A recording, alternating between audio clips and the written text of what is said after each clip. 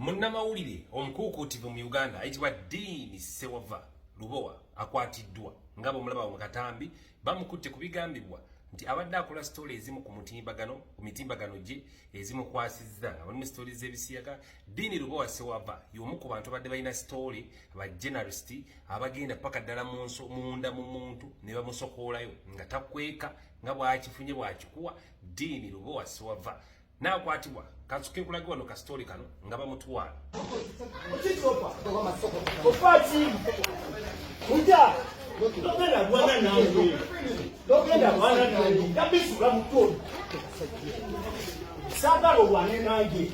Abapoliisi mukwata bubi abakulu.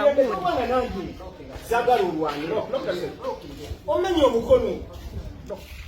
Omenye omukono. Kisofa.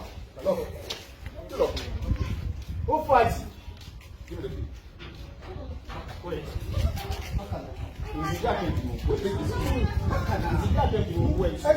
Serious, this is not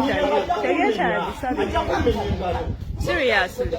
Muleka buge mutagende kawempe.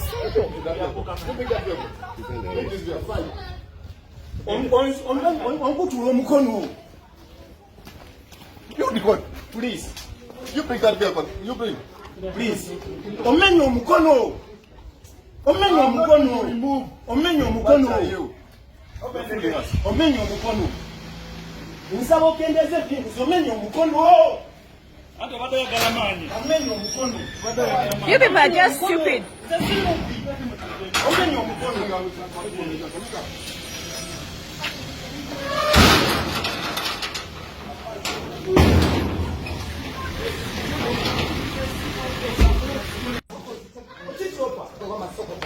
Kyagezako okunoonya ebiyita ku story eno ebisingako kigambo yatwaliddwa ku poliisi y'e Nateeta ate awo n'aggyibwa poliisi y'e Kawempe ate awo n'aggyibwa n'atwalibwa ku poliisi endala. Tukyagezaako okunoonyereza ku bintu bya Sewava bino waava obuzibu ba Sewava abadde agamba takwatibwako ayina bwino agenda okwogerako ekigambo nga ayina bwino waakyo. Katulebe bannayuganda abatayagala kuwulira mazima abatayagala boogerako. Wano mu Uganda tulina abantu abalina emize emikyamu gye bakozi bannayuganda naye nga tebaagala kuboogerako. Sewava abadde agezaako okuweebwa nga ssente abika amazima naye nga tazikwata ng'ayagala kuyamba abantu ba bulijjo. Katulabe gye bigenda okuggwera ngenda kubamba gamba n'ebiddawo ebigenda maaso ku nsonga ya Sewava ono okwatibwa. Dini Lubowa Saava yali omukozi wa NTV akawungeezi era yali akola ku NTV n'avaako n'agenda akola ebibye n'ayimbako awo ne kati abadde journalist bali be bayita bakagujje ng'akuyingira munda n'otegeera engeri gy'akusenseramu. Kati wavudde obuzibu ngenda kuwa story abantu bagamba nti tamala emirundi ya mulimu